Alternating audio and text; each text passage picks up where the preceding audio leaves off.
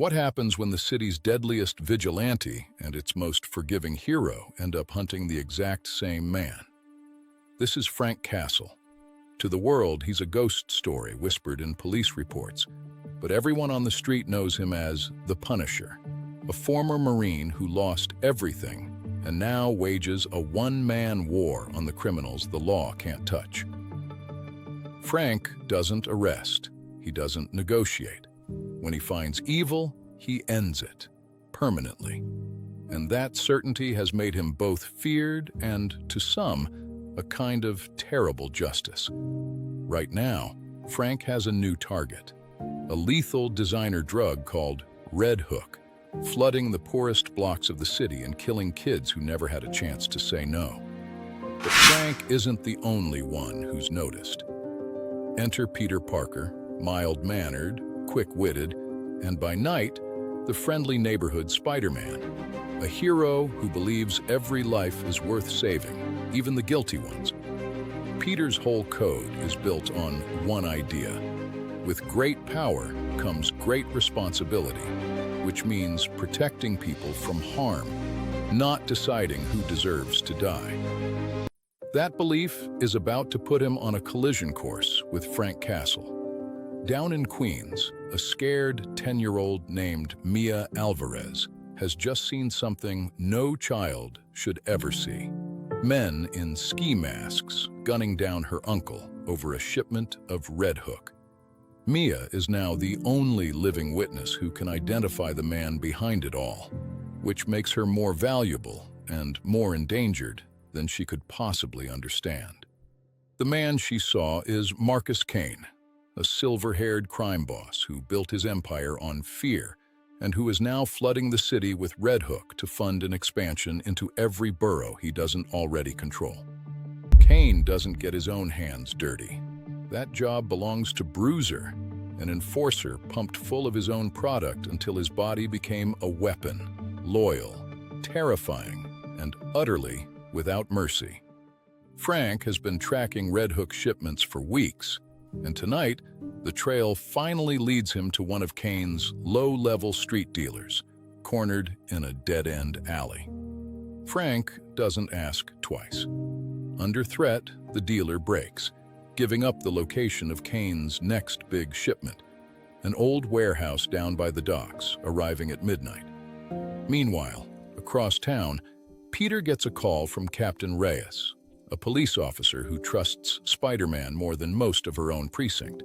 She needs his help keeping Mia safe until she can testify.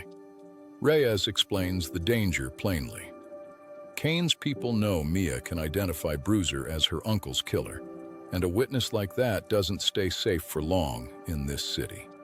So Peter starts quietly shadowing Mia's block as Spider-Man, watching from the rooftops, unaware that Frank Castle is closing in on the very same criminal network from the opposite direction. That night, Frank reaches the warehouse and finds exactly what he was looking for. Crates of Red Hook, a dozen armed guards, and Bruiser overseeing the shipment personally.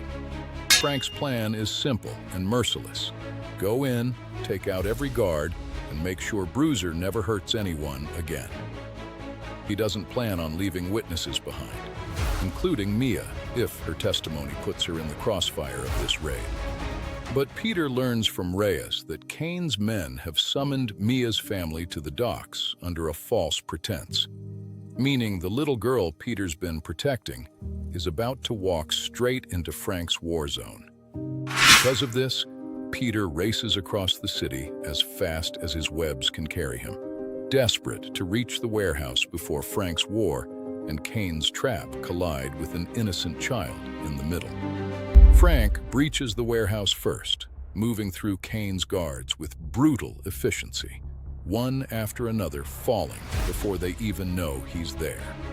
Just as Frank levels his gun at a cornered dealer for information, Spider-Man crashes through a skylight above, landing squarely between them. "Not this one," Peter says, standing his ground. Frank's eyes narrow. To him, this is exactly the kind of soft-hearted interference that lets monsters like Kane keep hurting people. Frank shoves past him, insisting the dealer talks or dies. Peter refuses to let it happen. And in seconds, the tension boils over into a full fight between the two of them, right there on the warehouse floor. Punches land, webs snap gun barrels aside, and for a moment, it seems the two are more interested in proving each other wrong than stopping Kane at all.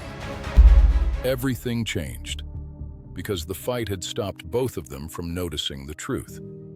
Kane knew the Punisher was coming, and rigged the entire warehouse with explosives to bury him, and anyone else who got in the way. With the timer counting down, and Mia's family still somewhere inside the building, Frank and Peter have no choice but to call a truce. For now, survival matters more than their disagreement. Peter uses his webs to yank hostages clear of the blast zone, while Frank clears a path through the last of Kane's guards, the two moving in rough, uneasy sync for the first time. But before they can finish clearing the building, Bruiser steps out of the smoke, bigger, angrier, and dosed with a fresh, unstable batch of Red Hook meant only for him. Bruiser charges, throwing Frank clear across the room like a ragdoll. A brutal reminder that raw strength alone can undo even Frank's discipline. Peter dives in to buy Frank time, using his agility to keep Bruiser off balance while Frank scrambles back to his feet, furious and bleeding. Realizing brute force alone won't work, Peter webs Bruiser's legs to a support beam, while Frank lines up a shot at the one weak point in his enhanced armor, his exposed neck. Together, without a single word exchanged, they bring Bruiser down, proving, for one brief moment, that a hero who refuses to kill and a vigilante who never hesitates can still fight on the same side. But the warehouse is empty of one thing they needed: Marcus Kane. In the chaos, he slipped out the back and taken Mia with him as insurance, dragging her toward a car waiting on the docks. When Peter and Frank realize the girl is gone, the fragile truce almost breaks all over again. Frank wants to end Kane permanently, while Peter insists Mia's safety comes before anyone's revenge. They chase the car through the docks, Peter swinging overhead while Frank commandeers a motorcycle, both racing to reach Kane before he disappears into the city for good.